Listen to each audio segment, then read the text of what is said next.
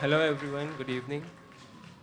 Today I'll be sharing our experiences that we had in Leh after the floods which happened in 2010. So we were in Leh after the flash floods. You can imagine the situation after the floods. There were a lot of organizations, a lot of NGOs trying to help the people, the affected communities. And there was a lot of discussion, a lot of confusion all around. And we also had a job in hand. We had to rebuild the houses for the affected communities. So there were discussions happening, what to do, what not to do. Winter was about to set in. There was only 2 month times left, and we had to do something during that time. So there were discussions happening on the technology, what technology one should follow, what not, what kind of houses we should build, what not. So the local practice there is building with earth. They generally use the sun-baked mud blocks. But what we got to know that in the market after the floods, all the sun-baked mud blocks, they have been washed away. So there is nothing to build with in the market, nothing really. So we had to start from the scratch. And when you have to start from the scratch, you can actually do anything. So we had to make a decision, we should still follow the local practices or do something absolutely alien. So finally we decided, we found a middle path and tried to adapt a bit. So the technology we followed is the stabilized compressed earth block. So we set up a yard with the help of our local partners, Ladakh, and we started building with stabilized compressed earth blocks. Here are few of the images from that, from 2010 phase. And yeah, we were in rush. We had to build really fast. And there was no time for experimentation. So we followed the worldwide accepted technologies, didn't do any experimentation.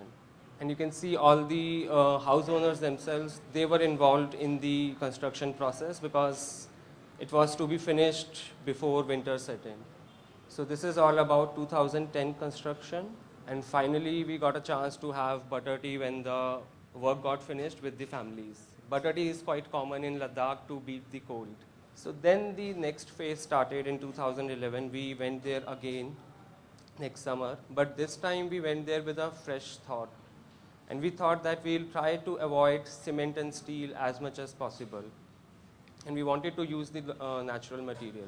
We were looking for guidance. We were asking everyone, whoever we find, even on the street, the mason, the community, the people who have already working in the field. And luckily we found Andre Alexander, an architect, a conservationist. And he was working in Ladakh for past 7-8 years and also in Tibet. So I went to him with some of my sketches, which was about adobe and a timber frame.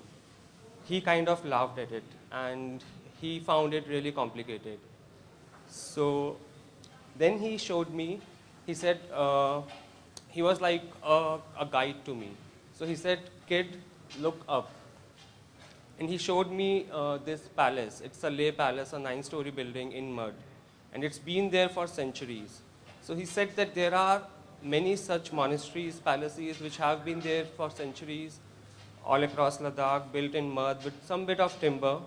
And the timber is also used just as horizontal banding, but no vertical connection. And it has withstood many earthquakes and floods for past 3, 4, or 5 centuries. So that set the base for us for the next summer. We started building with adobe. And then these are the few images. We finally found the masters, the monks. And this guy, the monk, Lamaji, is showing a particular joint which is called scarf joint. And it's, in my knowledge, it's the best joint at the moment in the world, which can take care of all these stresses. It was first developed in UK in 12th and 13th century. You can see the examples. Then you can see the examples in America from 13th and 14th century. And then finally, for past 200 years, it has been used in Kashmir. And recently, it came up to Ladakh. So we found all the masters, all the guidance. And finally, we started building with adobe. So there's a huge market of adobe in Ladakh.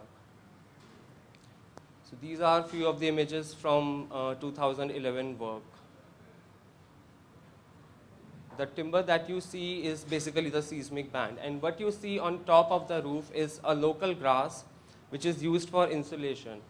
And while doing the repairs in monasteries, people have found that this grass stays for 1,000 years. So it doesn't decay at all, and it helps in insulation a lot.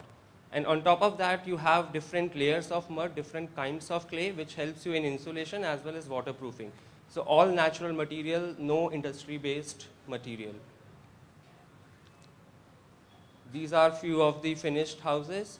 This is the trombe wall technique, which basically helps keeping the room warm even during the night. It captures all the heat during the day and transfers heat inside. These are the finished example of few of the houses. And again, yeah, we got a chance to have butter tea with the families. So we again went in 2012, and this time we thought we'll be even more slower in our thought process, in our approach, but not the construction process. And we wanted to experiment with the material, with earth, and wanted to really feel the material. And luckily we found Sonam Wangchuk there, who helped us in guiding the earth construction, in guiding the soil testing. He told us different techniques of soil test, and few of them are called biscuit test or cigar test. A cigar not to smoke, a biscuit not to be eaten, but yeah, it's called that.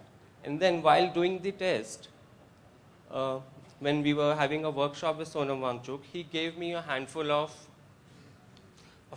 soil and asked me to taste it. So I thought that, yeah, I used to eat soil when I was 5, but not now. So, but yeah, I had to follow his, whatever he says, because he is my guru. He has been my guru for past 2 years. So then finally, yeah, when I ate it, then he asked me, does it taste like chocolate? I said, are we still talking about architecture? So he said, the more it tastes like chocolate, the more clay it is. So that's how you get to know about the soil quality. So the point is that there is no other material, no other industry-based material which one can actually test by eating. Forget eating, you can't even touch cement, you can't even smell cement. So this is the material which you can take inside your body, you can feel it, and then build with the same material. So this is the technology of your body, but not the technology, not the machines upon which we rely while building with cement or steel. We follow the codes, we follow the technology, but this is the technology of our body which actually tells us about the quality of the material. You can taste it, you can smell it, you can touch it. So finally we started building with rammed earth. Thanks to Sonam Wangchuk again for his guidance. We were using the local soil and mixing it with another soil which was just 2 kilometers away from the site, and making a 50-50 proportion. So it was all locally available material. And what you see in this picture at the bottom, this is called sea buckthorn. It's a thorny bush which actually helps in holding the earth in rammed earth. So it acts as a reinforcement, and it's available in abundance there. And this also doesn't decay for thousands of years. So these are the properties of natural material which we still need to explore. There is still a lot of things in nature which we have to explore. So these are the images of the rammed earth process. And in this picture, this guy is actually testing the rammed earth, quality of rammed earth, how hard it has been rammed, with the help of an instrument which is called penetrometer. But when we were doing this, I met a friend of mine in Ladakh who was doing some research in Nepal, and she told me that in Nepal, traditionally, they had figured out a way even to check this. They had a song, a folk song, and while doing the ramming, they'll follow the rhythm of that song. And once the song is finished and they have followed the rhythm of the song, they know that it has been rammed well. So you don't need any other instrument. So again, you start relating yourself, your body, while you're dancing or singing with architecture. So it's all about connections between nature, culture, and architecture that we establish. So these are the It's again rammed earth in process, almost finished. And then when we were building all these community centers in Ladakh, the community also was very much satisfied and they were ready to help us in every manner. So they came to the site, they worked as labor, they donated a lot of locally available material. There are timber and willow sticks which grows actually in their houses. So they donated that for all the construction process. So this is community at work helping us. It's the same community for whom we were building. And actually they were so much happy that they agreed to come with us to 18,000 feet to get these slate tiles. These slate tiles are actually not available elsewhere in Ladakh. There are only 2 places. So they were ready to come up to 6,000 feet higher and get these slate tiles. And it was the month of October. It must be around -5 or -10 degree, even during the daytime when we were there.